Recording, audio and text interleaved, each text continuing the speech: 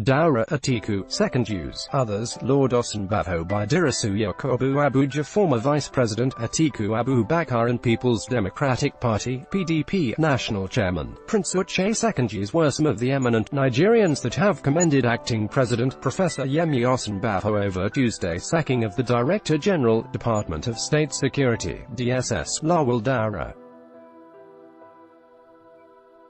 Atiku noted that by firing the DSS boss, Osinbajo has hearkened to the voices of Nigerians who have spoken in condemnation of his anti-democratic practices.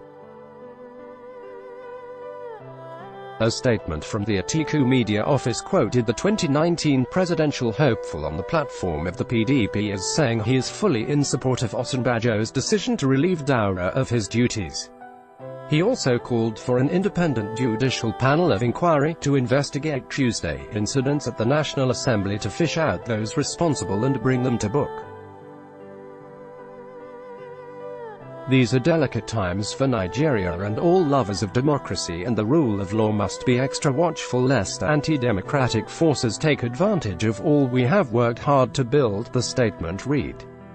On his part, Secondus saluted what he called the courage exhibited by the acting president in the sacking of Daura, even as condemned DSS presence at the National Assembly entrance gate in the early hours of Tuesday. A statement signed by his media aide, Ikebonyi, quoted the PDP boss as calling on the British government not to provide shelter for forces working against democracy in Nigeria.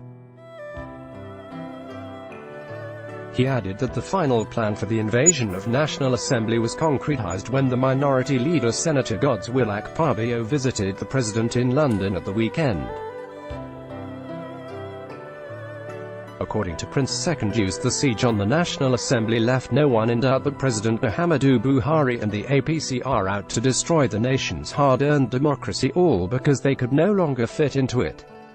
When an executive arm in a democratic setting muscles up other arms of government, the correct name for such administration is autocracy and dictatorship.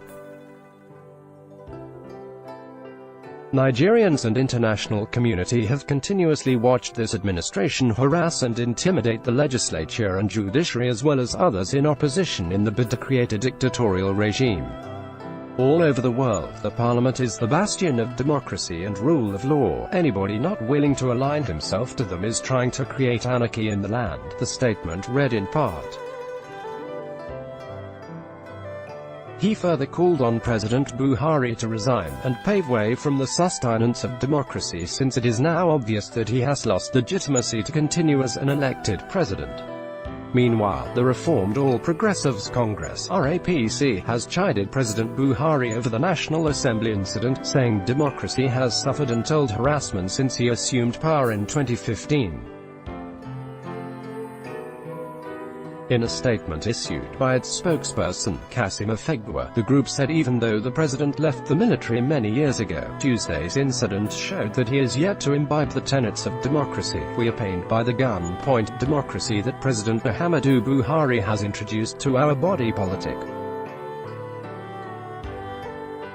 Even though a former coupist, we thought all these years of democratic engagements and orientation would have properly reintegrated him into our democratic system, to pull off the toga of militarism, but the reckless abuse and use of security forces to undermine our democracy now and then speak otherwise.